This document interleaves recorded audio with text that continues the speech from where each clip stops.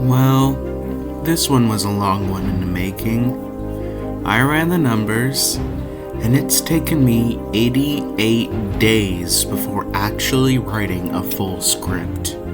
Crazy, huh? Honestly, the only reason this took me as long as it has is because this is one theory I'm really afraid of messing up. Because I think it's so good, but I don't explain things the best.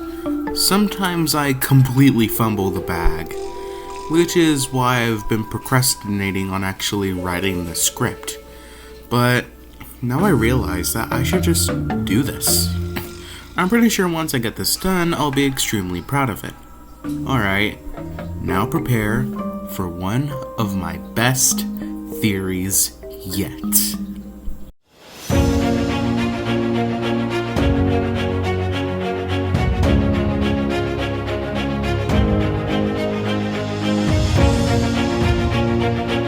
Hello, I am Keyflame. Now that this one is finally releasing, does this mean we'll finally get the Tokufukawa theory?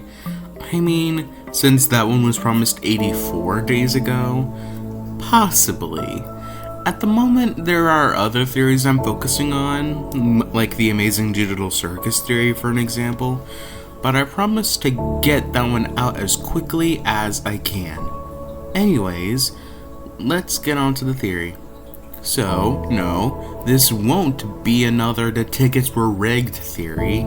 There have already been countless theories on the exact topic, to the point where I don't know if I have anything new to bring to the table. So yes, I will be going off of those theories, just not making one. So, Slugworth, or more accurately, Wilkinson. Oh yeah, spoiler warning for anything Willy Wonka related. Although I have no idea why you're watching this if you haven't seen the movies or read the books. Anyways, Wilkinson. Throughout the 1971 movie, Wilkinson is working with Wonka to test the kids.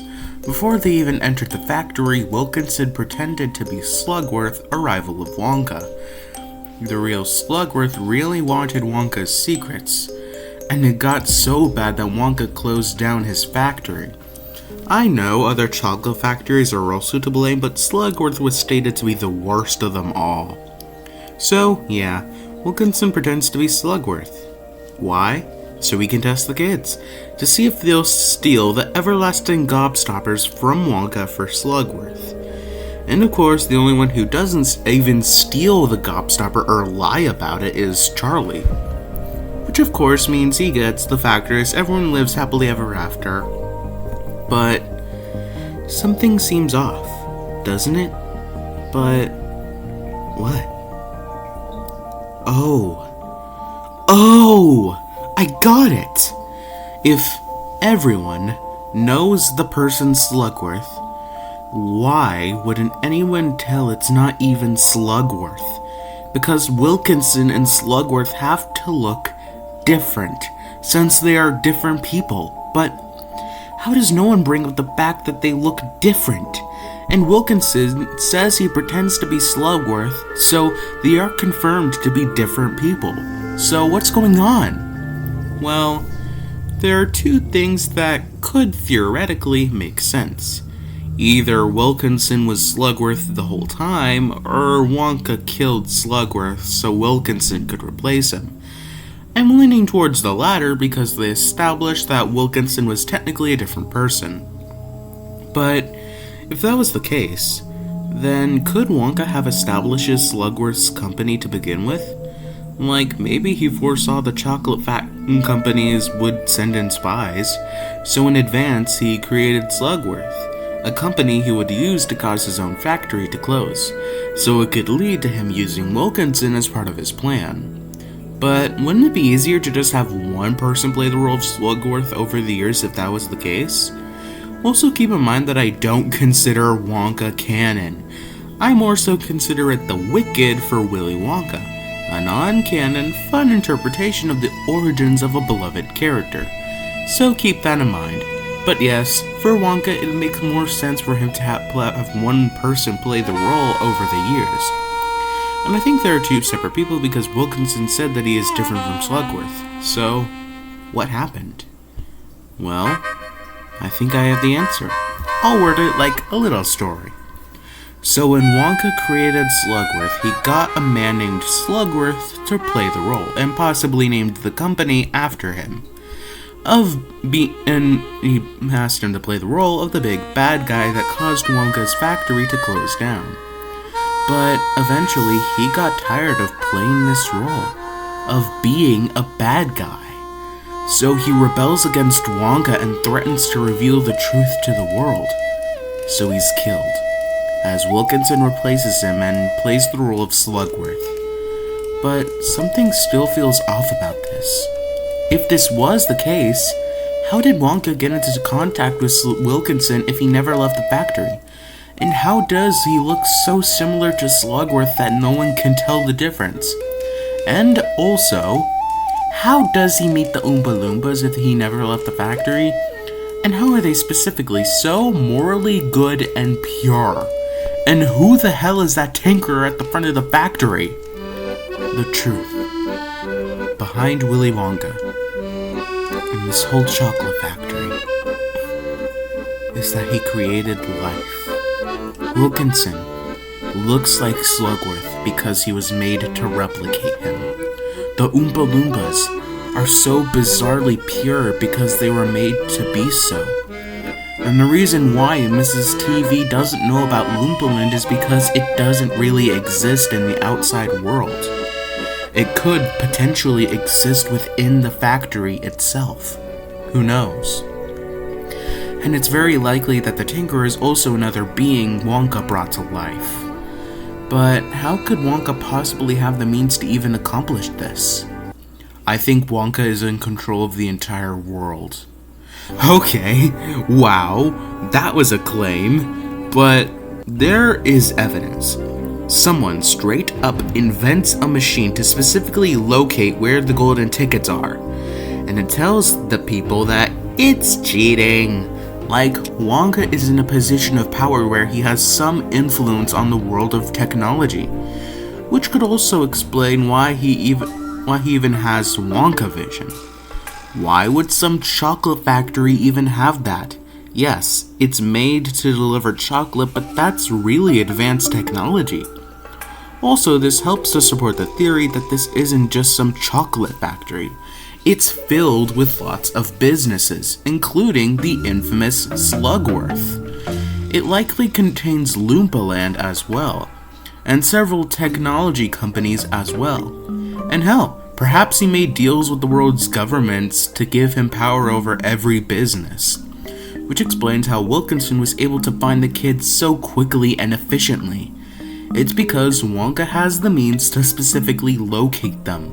And hell, Violet's father is a US politician and a car salesman, so Violet was probably very easy to find.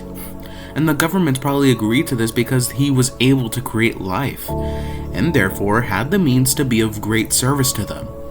So he has everyone wrapped around his fingers. So, let's sum up everything we've learned so far. Before Wonka creates the company Slugworth, he makes a deal with the government, showing them how he's able to create life itself and more, which entices the government, as Wonka offers his services to the government in exchange for him being in control of all the businesses in the world, and being able to get top secret information out of the government, and potentially more. This seems like a lot, but Wonka is able to do all of this, so the governments of the world agree, as he now basically has the world in his hands. Now he creates the company Slugworth for his future plans of finding the right heir, as he hires someone actually named Slugworth to play the role of the CEO. But once Wonka closed his factory and fired all of his employees, Slugworth finally snapped.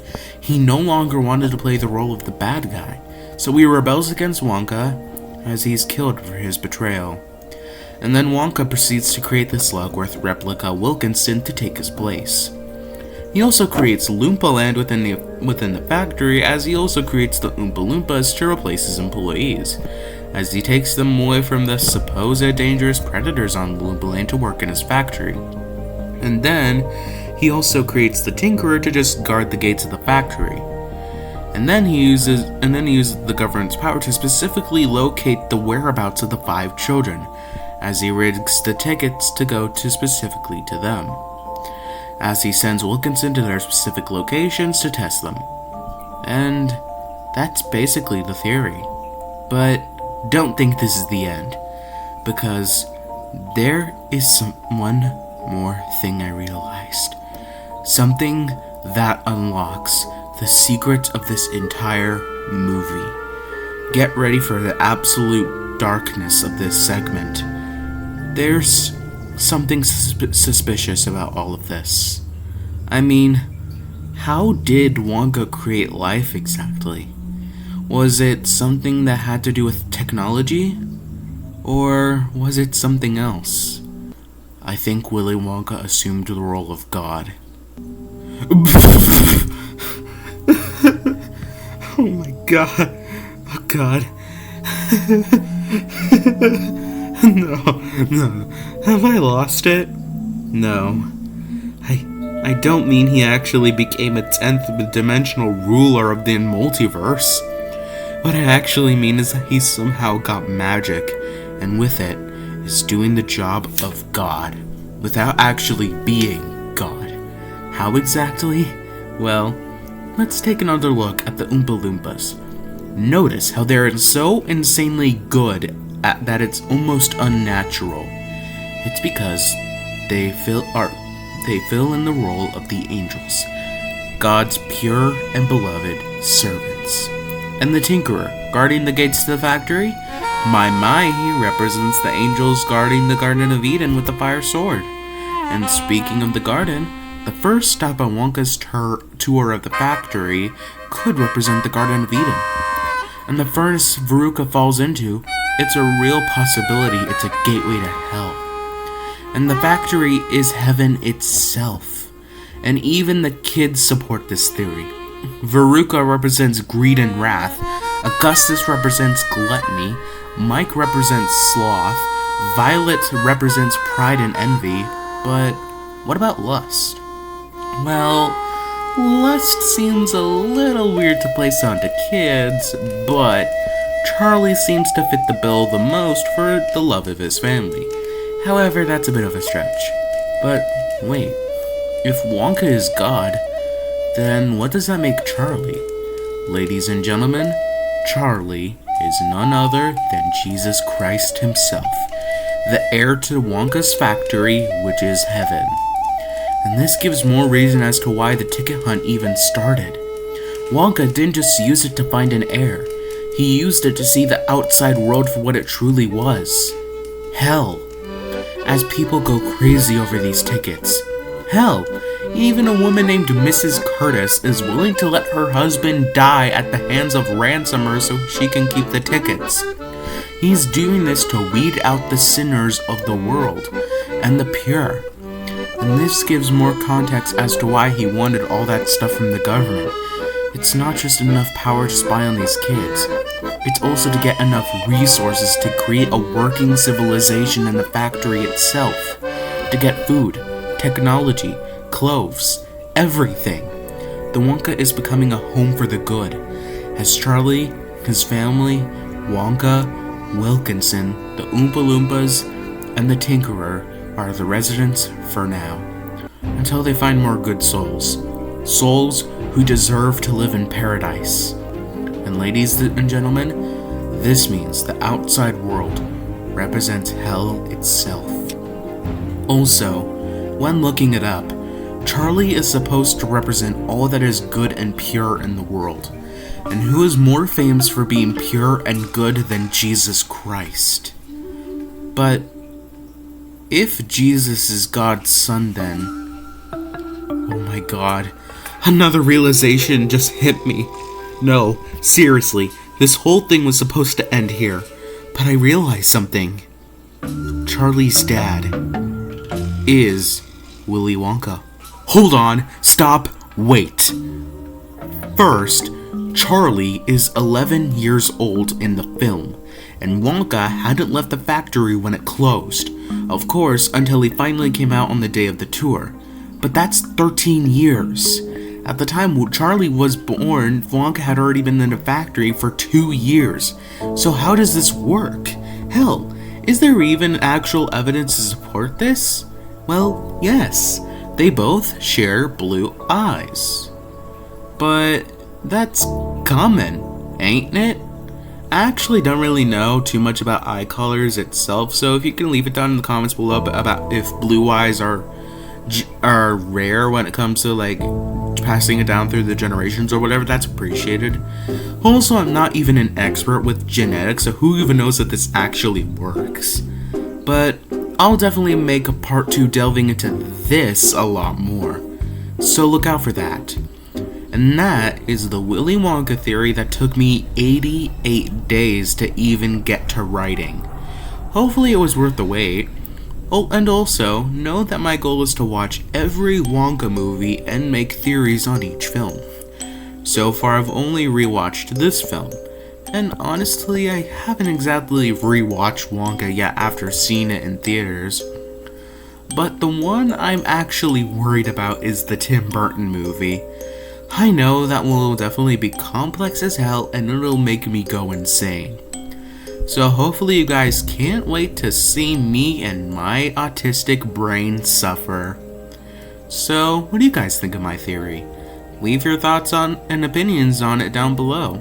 I'll make sure to like and comment on it. And I do read every comment y'all make. Anyways, have a lovely day and until next time.